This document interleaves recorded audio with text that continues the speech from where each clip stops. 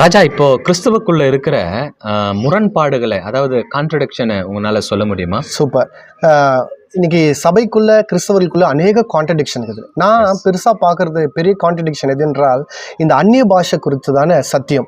சில குரூப் இது அந்நிய பாஷை இருக்குன்றாங்க, சில குரூப் இல்லைன்றாங்க. கிட்டத்தட்ட 100 வருஷமா இந்த சண்டை சபைக்குள்ள போய்கொண்டே இருக்குது. ரெண்டாவது கான்ட்ரடிக்ஷன் வந்து செழிப்பின் உபதேசம், ப்ராஸ்பரிட்டி ப்ரீச்சிங்.